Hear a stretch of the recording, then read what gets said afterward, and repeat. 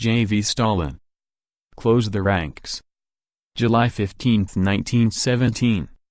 Source: Works, Volume 3, March to October, 1917. Publisher: Foreign Languages Publishing House, Moscow, 1954. The events of July 3 and 4 were called forth by the general crisis in the country. The protracted war and universal exhaustion, the incredibly high prices and undernourishment, the rising counter-revolution and the economic disruption, the disbanding of regiments at the front and the delay in settling the land question, the general state of dislocation in the country and the inability of the provisional government to extricate the country from the crisis, that is what drove the masses into the streets on July 3 and 4. To attribute this action to the insidious agitation of this or that party is to adopt the point of view of the secret police, who would attribute every mass movement to the instigation of ringleaders and sedition-mongers. Neither the Bolsheviks nor any other party called for the demonstration of July 3.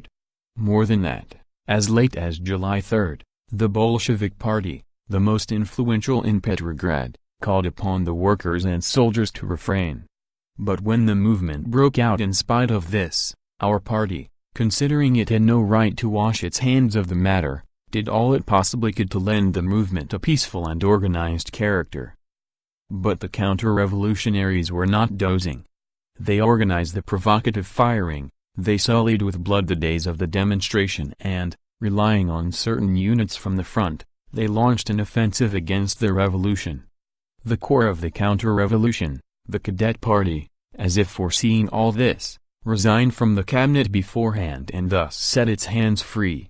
And the Mensheviks and Socialist revolutionaries of the Executive Committee, clinging to their shaken positions, perfidiously declared a demonstration in favor of the transfer of full power to the Soviets, a rebellion against the Soviets, and incited against revolutionary Petrograd the backward elements of their regiments summoned from the front.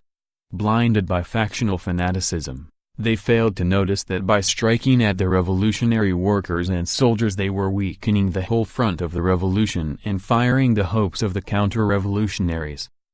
The result is a riot of counter-revolution and a military dictatorship. The wrecking of the offices of Pravda and Proletarskoye Pravda, see footnote 1, of the Trud printing plant, see footnote 2, and of our district organizations, the assaults and murders, the arrests without trial and the unauthorized reprisals, the vile calumniation of the leaders of our party by contemptible police spies and the vituperation of the pen pirates of the venal press, the disarming of the revolutionary workers and the disbanding of regiments, the restoration of the death penalty, there you have the work of the military dictatorship.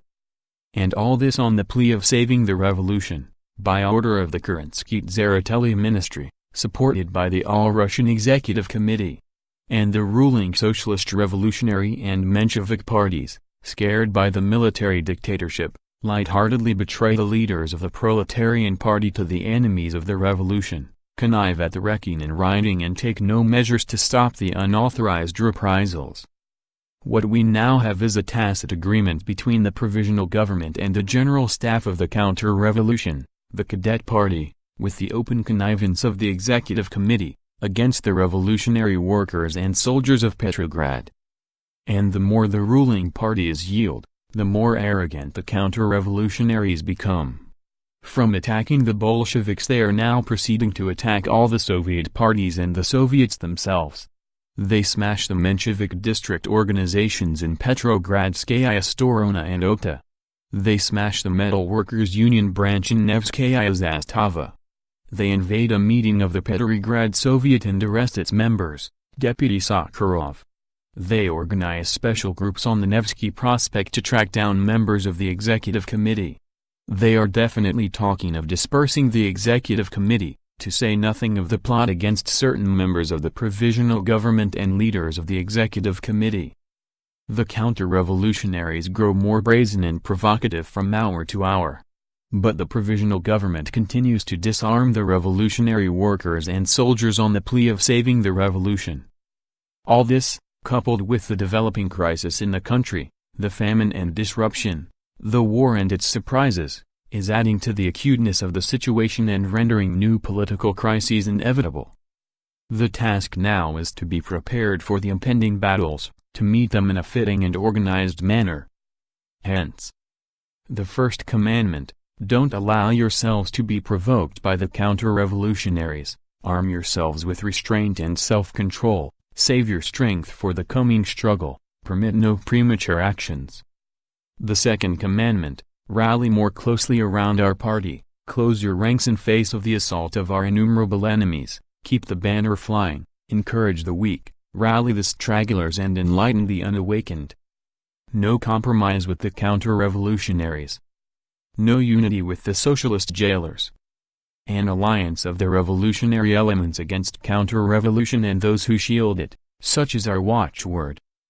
Proletarskoye Delo, Kronstadt, No. 2, July 15, 1917. Notes. 1. Soldetskaya Pravda, Soldier's Truth, a Bolshevik newspaper which began publication on April 15, 1917, as the organ of the Army Organization of the Petrograd Committee, RSDLPB, and from May 19 as the organ of the Army Organization of the Central Committee, RSDLPB. The newspaper was extremely popular among the Petrograd soldiers and workers. Workers voluntarily contributed funds for its maintenance and free distribution among the soldiers at the front. Its circulation rose to 50,000 copies, half of which went to the front. During the July days the editorial offices of Soldetskaya Pravda were wrecked, together with those of Pravda, and the paper was suppressed by the provisional government. It resumed publication a few days after the October Revolution and continued till March 1918. 2. The Trud printing plant, where the Bolshevik newspapers and books were printed, had been acquired by the Central Committee, RSDLPB, on April 22, 1917, with funds contributed, in response to Pravda's appeal, by the workers and soldiers themselves. On July 6, 1917, the plant was wrecked by military cadet and Cossack detachments. End of Close the Ranks, by J. V. Stalin.